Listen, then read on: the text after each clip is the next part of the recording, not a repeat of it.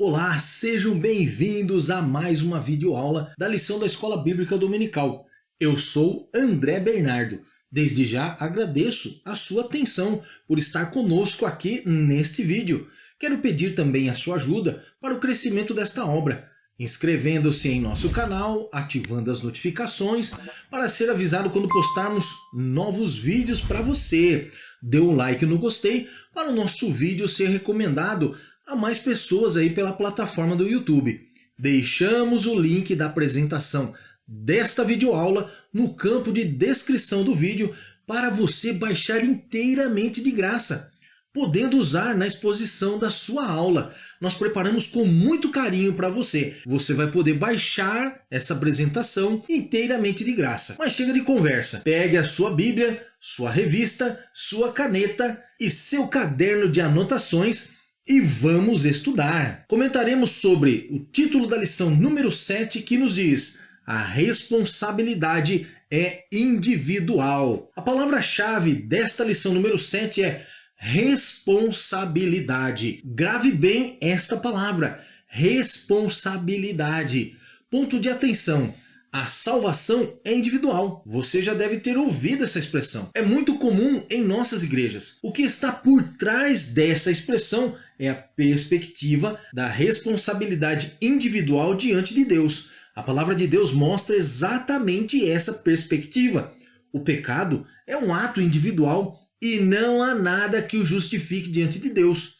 A única saída para o ser humano pecador é arrepender-se de seus pecados e crer no Evangelho de Jesus Cristo. Leitura base da lição número 7 será feita usando a tradução Almeida Corrigida Fiel. Faremos a leitura em Ezequiel, capítulo 18, do versículo 20 a 28. Acompanhe a leitura. A alma que pecar, essa morrerá. O filho não levará a iniquidade do pai, nem o pai levará a iniquidade do filho. A justiça do justo ficará sobre ele, e a impiedade do ímpio cairá sobre ele. Mas se o ímpio se converter de todos os pecados que cometeu e guardar todos os meus estatutos e proceder com retidão e justiça, certamente viverá, não morrerá. De todas as transgressões que cometeu, não haverá lembrança contra ele.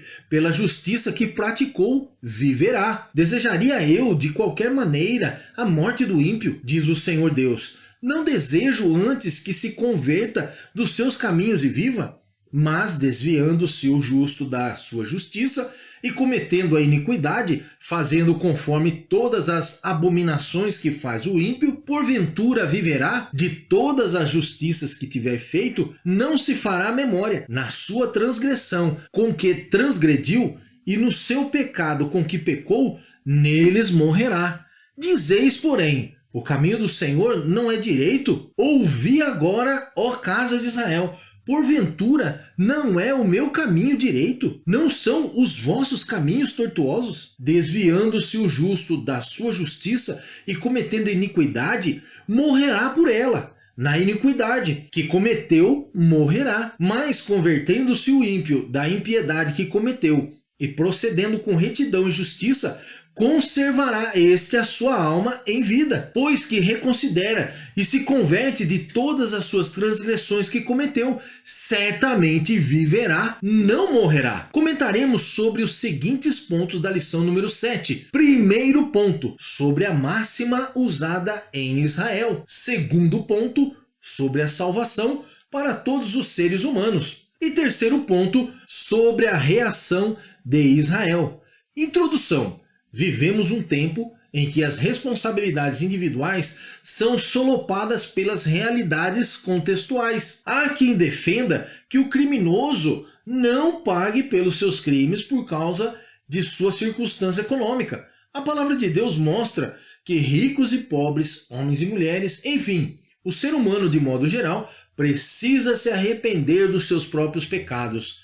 Vejamos Lamentações capítulo 3, versículo 39. De que se queixa, pois, o homem vivente? Queixa-se cada um dos seus pecados. Primeiro ponto, sobre a máxima usada em Israel. A máxima usada em Israel tentando desviar a sua culpa em relação ao juízo do Senhor. Era um ditado popular muito usado para justificar e desviar a sua culpa. Dizia: os pais comeram uvas verdes e os dentes dos filhos se embotaram. Entendendo o significado desse ditado de forma literal, compreenderemos melhor todo o contexto. Significa que quando alguém comia uvas verdes, uvas que ainda não estavam maduras. Se algumas uvas, mesmo maduras, já são ácidas, imagine uvas verdes. A acidez da uva verde, que não está madura, acabaria com o fio ou corte dos dentes, tornando-os também com pouca sensibilidade. Mas por que os dentes? Isso porque naquela época o uso dos dentes era essencial no momento da alimentação, pois não havia talheres como hoje e os alimentos não eram cozidos e preparados como é hoje, exigindo mais rigidez e corte dos dentes. Desta forma, quem comesse uvas verdes poderia ter o corte e a sensibilidade dos dentes comprometidos, dificultando sua alimentação. Com esse esclarecimento, conseguimos agora compreender melhor o significado do ditado.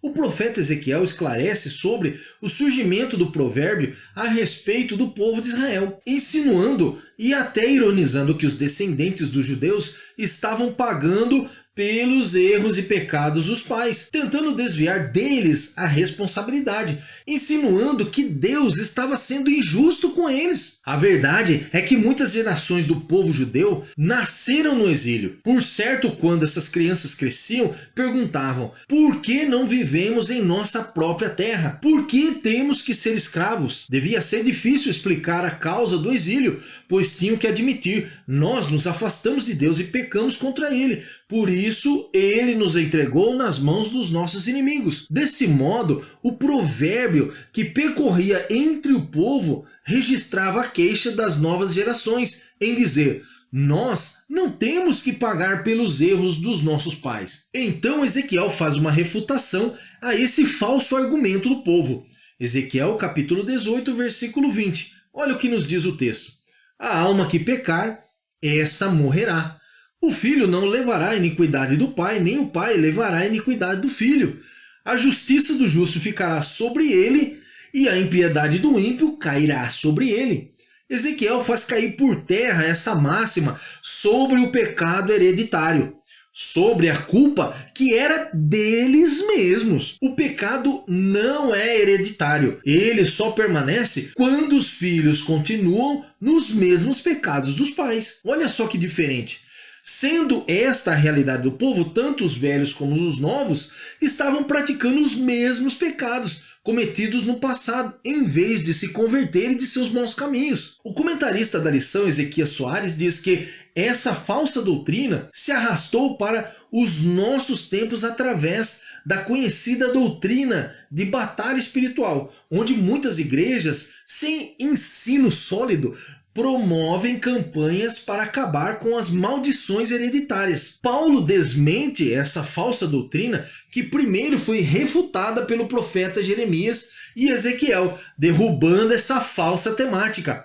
Vejamos 2 Coríntios capítulo 5, versículo 17. Assim que, se alguém está em Cristo, nova criatura é, e as coisas velhas já passaram, e eis que tudo se fez novo. Se nos convertemos dos nossos pecados e nos rendemos ao Senhor, de forma alguma seremos cobrados pelo nosso pecado, porque a palavra diz que nos tornamos nova criatura. Tudo se fez novo em nossa vida. Não existe pecado hereditário, mas precisamos entender que as consequências do passado não podem ser mudadas. Por exemplo, uma pessoa que roubava e aceitou a Jesus, seus pecados foram perdoados, mas os delitos cometidos diante da sociedade deverão ser pagos. A destruição de Israel era iminente, mas ainda havia chance para o povo se converter, porém não aceitaram. Segundo ponto, sobre a salvação para todos os seres humanos. A vontade de Deus é a salvação de todos os seres humanos, para que ninguém se perca. E nisso o profeta antecipa o pensamento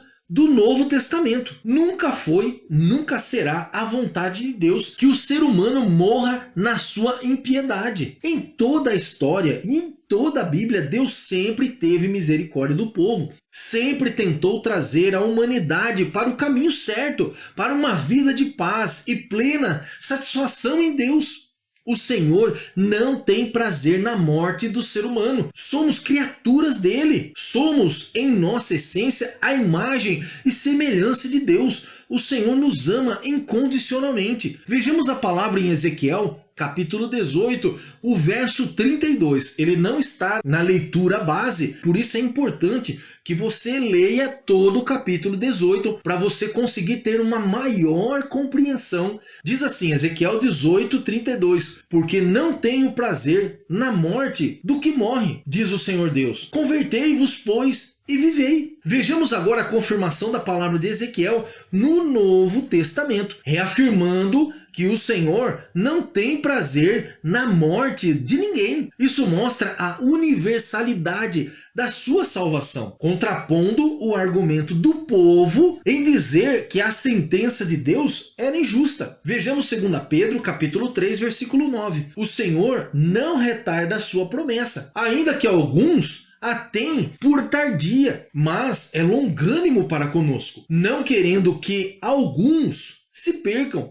senão que todos venham a arrepender-se. Deus proíbe o uso desse ditado popular, porque a responsabilidade é individual. O profeta Ezequiel fecha a porta fatalista do dito popular do povo de Judá e dos exilados de Babilônia. Se o pecador abandona a sua vida cheia de pecados e volta para Deus, tal pessoa é perdoada. É o que diz o verso 21 do capítulo 18 de Ezequiel. Mas se pelo contrário o justo se desviar da sua justiça e cometer injustiça e iniquidade, o verso 24 indica que não se fará memória do que fez de bom, mas será condenado por isso. Portanto, é possível sim o salvo também perder a salvação, mesmo que temporariamente ou definitivamente. Vejamos Ezequiel capítulo 18, versículo 24. Mas, desviando-se o justo da sua justiça e cometendo a iniquidade, fazendo conforme todas as abominações que faz o ímpio, porventura viverá? De todas as justiças que tiver feito, não se fará memória. Na sua transgressão com que transgrediu, e no seu pecado com que pecou, neles morrerá. Agora vejamos Lucas capítulo 15, versículo 32, o que nos diz. Mas era justo alegrarmos-nos e folgarmos, porque este teu irmão estava morto e reviveu, e tinha se perdido e achou-se. Nós vemos neste verso um pedacinho da parábola do filho pródigo. Jesus descreve aquele que se desviou, mas que depois de muito pesar entendeu que a melhor decisão era retornar. Então volta para o seu pai, que o recebe amorosamente. E é assim que Deus recebe o pecador, o recebe amorosamente. Nesta parábola vemos que foi um desvio temporário, mas poderia ter sido definitivo, como muitos irmãos que conhecemos que hoje jazem no inferno porque não quiseram retornar. Foi o caso de Judas, quando traiu Jesus, preferindo a morte, o suicídio, do que arrepender-se de seu erro. Terceiro ponto, sobre a reação de Israel. O profeta faz uma pergunta retórica, uma pergunta de forma afirmativa, sem resposta, pois a resposta está na própria pergunta. Ezequiel capítulo 18, versículo 29. Destacam-se no verso dois sentidos. O primeiro sentido, o caminho do Senhor não é direito? Porventura, não são direitos os meus caminhos, ó casa de Israel? O ditado entre o povo queria dizer que o caminho de Deus não era reto, que seu juízo era injusto, porque os pecados foram cometidos por seus antepassados. Assim, não poderiam pagar pela culpa de seus pais. Deus deveria ter aplicado este juízo a seus pais e não às novas gerações. Percebemos que o povo, irmãos, O povo estava profundamente perdido em seus conceitos. Vejamos agora o segundo sentido do verso. E não são tortuosos os vossos caminhos? O Senhor faz o povo refletir naquilo que estavam dizendo. Vocês têm certeza que é o meu juízo que está errado? Olhem para dentro de vocês e vejam a que ponto chegaram e como tem sido o seu comportamento, as suas desculpas e a quem vocês têm servido. Essa era a retribuição divina do juízo de Deus. Ezequiel deixa bem claro que a lei da responsabilidade individual era justa e estava de acordo com os atributos divinos do Senhor. Vejamos o verso do livro dos Salmos, capítulo 7, versículo 8, que nos diz: o Senhor julgará os povos. Julga-me, Senhor, conforme a minha justiça e conforme a integridade que há em mim. A Bíblia declara com todas as letras que somente Deus é justo, considerando a justiça de Deus como um atributo com sentido absoluto da perfeição. O ser humano será julgado pela sua justiça diante da justiça de Deus. A resposta dada aos críticos do exílio em Babilônia e em Judá deixa claro também que, mesmo o ímpio na sua impiedade, deixando o pecado e voltando a praticar a justiça, terá perdão. Todos têm o direito ao perdão. Isso faz parte da justiça divina de Deus também. Vejamos Isaías capítulo 55, versículos 6 e 7. Buscai ao Senhor enquanto se pode achar. Invocai-o enquanto está perto. Deixe o ímpio o seu caminho e o homem maligno os seus pensamentos, e se converta ao Senhor, que se compadecerá dele. Torne para o nosso Deus, porque grandioso é em perdoar. Em Atos dos Apóstolos evidencia a palavra do profeta Ezequiel e Isaías sobre a premissa do perdão sendo uma responsabilidade individual, estando disponível a todos os seres humanos. Vejamos Atos capítulo 3, versículo 19. Arrependei-vos, pois, e convertei-vos, para que sejam apagados os vossos pecados, e venham assim os tempos do refrigério pela presença do Senhor. Infelizmente, essa história se repete em nossos dias, porque é tendência das pessoas, principalmente as que se desviaram dos caminhos do Senhor, culpá-lo pela sua situação. O povo de Israel culpava seus antepassados que pecaram contra Deus, portanto culpavam a Deus, que deveria ter aplicado juízo a eles, não a geração atual. Em nossos dias, as pessoas culpam a Deus por inúmeras situações, e por estarem vivendo longe da direção do Senhor, culpam o pastor, culpam a igreja, encontram inúmeras desculpas, pois na verdade o erro está dentro delas individualmente. O Senhor possui total legalidade, empreendendo o seu juízo, não por vingança, mas para a correção, esperando como o pai do filho pródigo na parábola de Jesus, esperando o retorno do seu filho, de braços abertos, amorosamente, pois estava perdido e foi encontrado. Está nas suas mãos, meu irmão. Nós precisamos pregar a palavra de Deus. Não podemos desistir, mas cabe a cada um aceitar e se arrepender de seus pecados. Conclusão: é nossa responsabilidade levar a palavra de Deus aos perdidos, pois ainda há esperança para aquele que se arrepende e se volta para Deus, sendo aquele que nunca ouviu o evangelho, como também o que já ouviu e se desviou. Jesus é a salvação para o perdido. Parabéns! Você concluiu mais uma lição. Esperamos você na próxima aula de número 8, com o título O Bom Pastor e os Pastores Infiéis.